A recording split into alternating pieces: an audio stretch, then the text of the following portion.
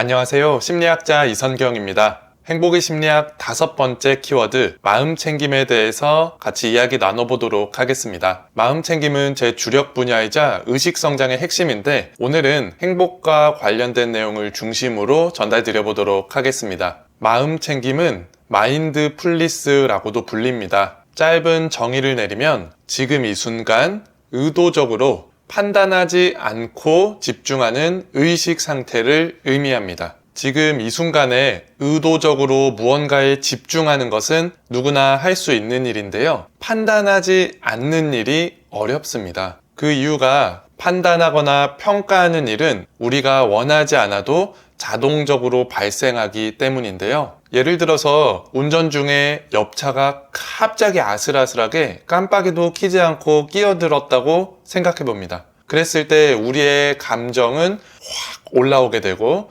우리의 생각도 판단과 평가로 난무하게 됩니다. 저 사람 너무 매너가 없네. 운전을 도대체 어떻게 하는 거야? 그런데 알고 보니 그 차량 앞에 갑자기 길고양이가 나타나서 길고양이를 피하기 위해 급격하게 차선을 변경한 이유가 있었다면 우리의 태도는 어떻게 됐을까요? 어쩌면 저 사람이 매너 없는 사람이고 위험한 사람이라는 판단이 사라지게 되고, 나였어도 그랬을 법하다, 위험했지만 다치지 않아서 다행이다 라는 생각을 할 수 있게 됩니다. 마음 챙김은 이런 생각을 할 수 있도록 도와주는 힘입니다. 지금 이 순간에 의도적으로 판단 없이 집중하고 있는 의식 상태이니까요. 중요한 점은 판단을 하지 않는 삶이 아니라 나도 모르게 자동적으로 판단할 뻔했던 상황을 객관적으로 바라보는 관점과 의식의 성장입니다.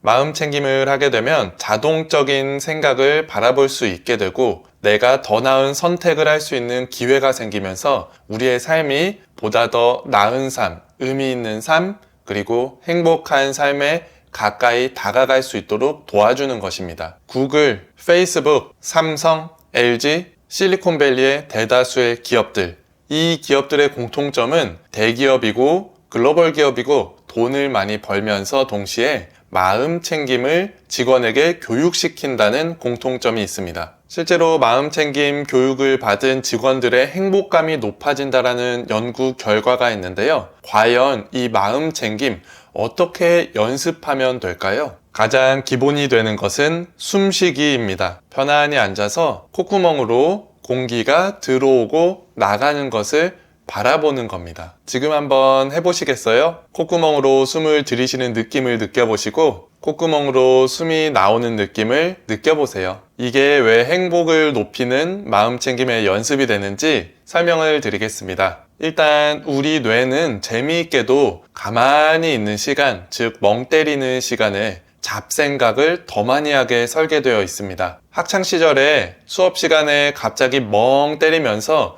여러 가지 상상의 나래에 빠진 경험 한 번쯤 있으실 텐데요. 숨 쉬는 것을 관찰하는 연습을 하게 되면 이 멍 때리는 것과 비슷한 상태에 빠지게 됩니다. 즉, 숨을 쉬다가 나도 모르게 다른 생각에 빠지게 된다는 거죠. 그리고 그 생각 속에는 여러 가지 판단과 평가가 난무하게 됩니다. 그래서 숨쉬기에만 집중하는 연습이 마음 챙김 연습의 시작점이 됩니다. 지금 이 순간 온전히 숨을 쉬면서 여러 가지 생각으로 벌어지는 판단과 평가에서 벗어나 판단하지 않는 연습을 하는 거죠. 마음 챙김에 대한 다양한 내용과 연습법들은 추후에 더 안내해 드리도록 하겠습니다. 21세기 심리과학에서는 마음 챙김을 한 사람과 마음 챙김을 하지 않은 사람 간의 비교 연구가 어마어마하게 많습니다. 하버드 대학교 가드 박사는 마음 챙김을 한 사람들의 뇌 연령을 확인해 봤는데요. 신체 나이는 70세임에도 불구하고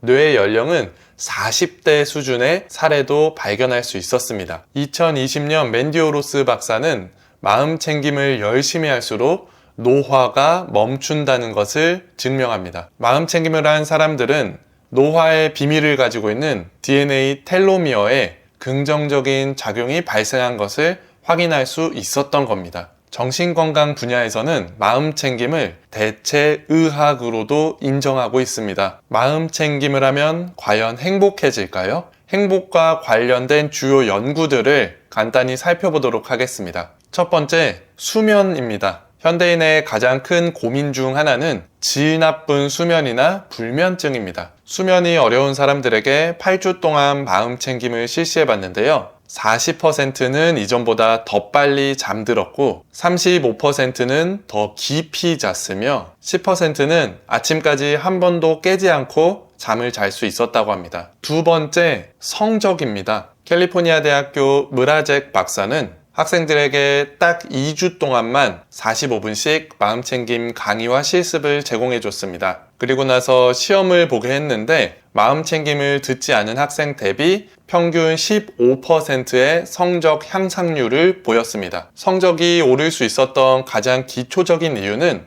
마음챙김 연습을 하면서 지금 이 순간에 온전히 집중할 수 있는 집중력을 배웠고 마음챙김 작용이 뇌 활성화를 불러일으켜 전전두엽 피질의 두께 증가를 불러일으켰고 그로 인해서 문제 해결력이 상승됐다는 여러 가지 이유들을 밝히고 있습니다. 세 번째, 면역력 증가입니다. 위스콘신 대학교 데이비드슨 박사는 8주 동안 마음챙김 프로그램을 매주 3시간씩 제공해줬고 매일 1시간씩 마음챙김 명상을 하라고 지도했습니다. 그 결과 마음챙김 집단은 면역력이 무려 30%나 증가했습니다. 8주 동안 매일 1시간 이상 마음챙김을 하는 게 밀도 높은 프로그램이라고 볼 수 있지만 다른 관점으로 보면 딱 8주만 마음챙김하면 면역력이 30% 높아진다는 겁니다. 이런 연구 결과들로 마음챙김에 대한 학계의 관심이 매우 뜨겁습니다. 네 번째, 다이어트입니다. 현대인의 최대 고민 중 하나인데요.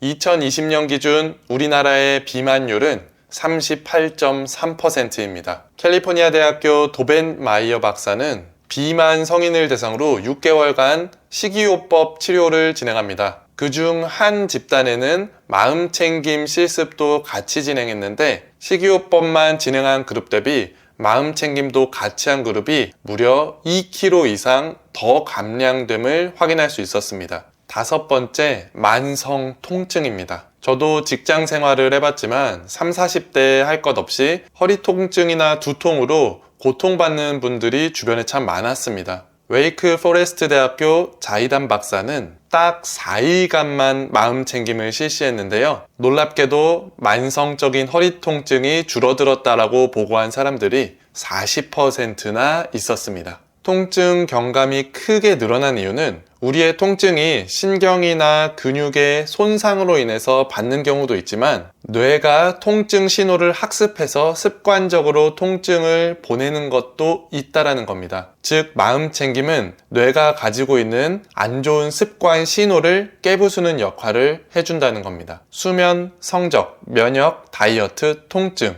우리의 행복한 삶과 아주 긴밀한 영향이 있는 주제였는데요. 직접적으로 행복과 관련된 연구는 없을까요? 2015년 한국건강심리학회에 등재된 논문에 따르면 마음챙김이 행복에 긍정적 영향을 주는 것으로 밝혀졌습니다. 마음챙김이 제 주력 분야 중 하나라고 말씀드렸는데요. 앞으로 더 다양한 마음챙김 내용과 트레이닝 영상들도 제공해드리도록 하겠습니다. 오늘을 마무리하기 전에 가만히 앉아서 1분만이라도 내 숨쉬기를 관찰해보는 게 어떨까요? 오늘 제 영상이 지금 이 순간을 소중히 여기는데 도움이 되셨길 바랍니다. 오늘 영상은 여기서 마치겠습니다. 감사합니다.